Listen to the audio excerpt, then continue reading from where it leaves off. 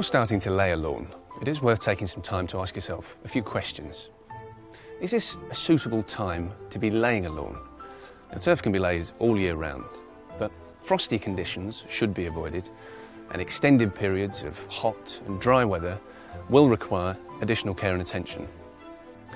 Is my current lawn the shape, size and level I want to keep? Do I want to create or modify any paths or beds? And do I want to cut back or remove any trees or foliage to improve the lawn's growing environment?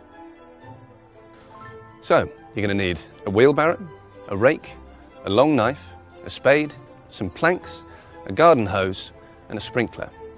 You're also going to need a rotavator, and if you're replacing an existing lawn, a turf cutter, both of which are available in hire shops. Creating a beautiful lawn requires quality turf, but even Rolawn turf won't look its best if laid onto poor quality soil. So you need to consider the type of soil you have in your garden and prepare accordingly. Dig a small hole to check.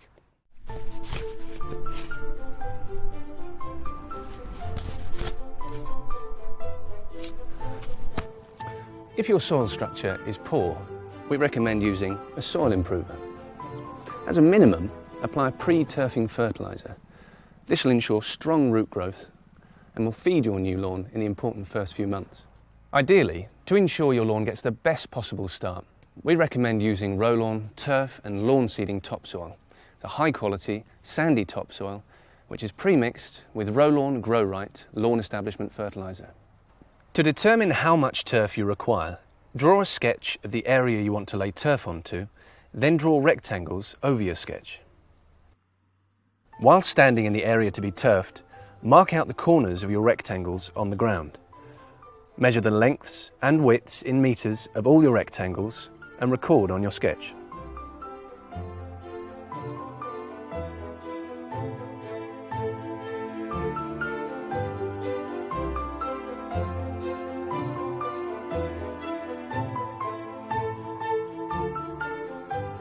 To calculate the area of each rectangle, simply multiply the length by the width, then add the areas of all the rectangles together to give you the combined square meterage. Finally, for turf, add 5% extra for shaping and cutting to give the total quantity you'll need. For topsoil, multiply the area by the depth to give you the volume of topsoil required. If you need any further assistance, you can visit our website where there's a product calculator.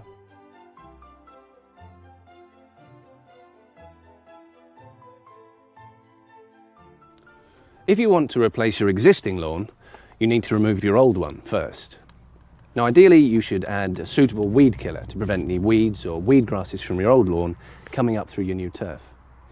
And the next step is to remove your existing lawn using a turf cutter.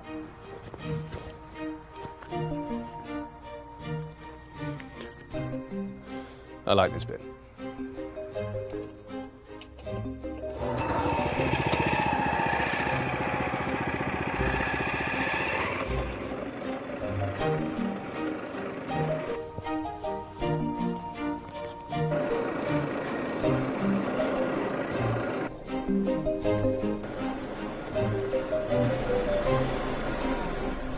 The grass and soil waste can be composted, taken to your local recycling centre, or put into a green waste skip. Whether you're replacing an existing lawn or creating a new one, you now need to dig over or use a rotavator to break up and aerate the soil. And this should be done to a depth of at least 100 millimetres, preferably 150 millimetres. It is best to do this when the soil is fairly dry. And now is also the time to use a soil improver if required.